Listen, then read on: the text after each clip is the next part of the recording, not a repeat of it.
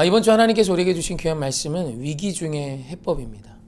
창세기 34장에서 야곱의 딸 디나가 강간을 당합니다. 세겜 성읍의 추장이었던 세겜에게 강간을 당해요. 가슴 아픈 일이죠. 이 세겜 성읍의 추장 세겜이 디나를 연모합니다. 그래서 자기 아버지 하몰에게 부탁해서 결혼할 수 있게 해달라고 해요. 그렇게 야곱에게 찾아와 결혼을 청할 때 야곱의 아들들이 자기 누이를 겁탈한 그 세겜 그 추장과 그 모든 남자들을 향한 분노를 갖게 되고 꾀를 내는데 할례를 행하라 합니다. 할례 받지 않은 자 우리는 결혼할 수 없다. 혼인할 수 없다. 그리고 이 세겜이 돌아가서 모든 남자에게 할례를 베풀게 하고 사흘이 지난 날 시므온과 레위가 가서 그 모든 세겜 성읍의 남자들을 다 도살합니다. 참극이 일어난 거죠.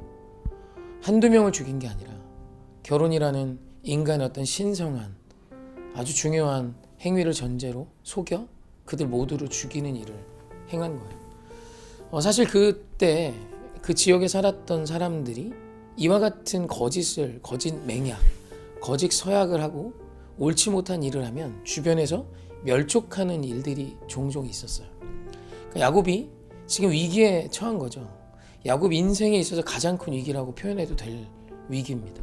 지금 그 주변에 있는 모든 나라들, 모든 족속에 의해 자기와 자기의 모든 식구들이 다 멸족당할 위기에 처한 거예요. 그게 창세기 34장의 이야기입니다. 그리고 창세기 35장이 시작되면서 하나님께서 이 위기 속에 있는 야곱에게 하나님의 해법을 제시하세요. 그 하나님의 해법이 오늘 우리가 보았던 창세기 35장 1절입니다. 일어나 베델로 올라가 제단을 쌓아라. 이게 하나님이 주신 해법이에요.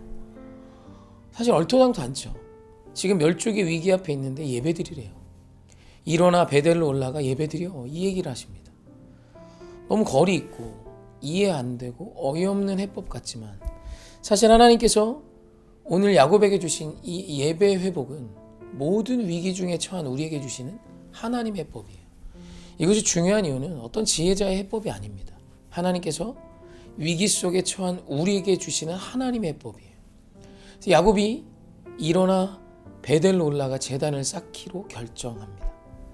이 예배가 도대체 위기의 해법이 될까 싶지만 사실 위기 속에 있는 우리의 시선은 언제나 위기를 향해 있죠. 문제만을 묵상합니다.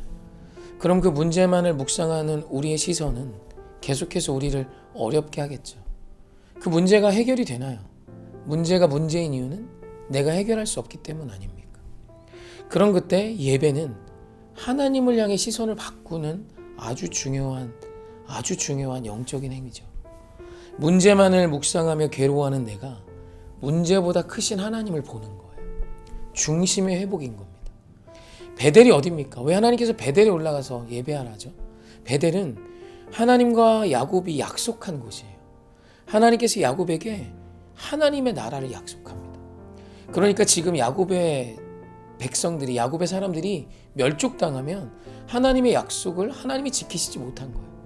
그러니까 베델에 올라가서 예배하는 뜻은 무엇이냐면 하나님의 약속을 기억하며 너의 중심을 회복하라는 거예요.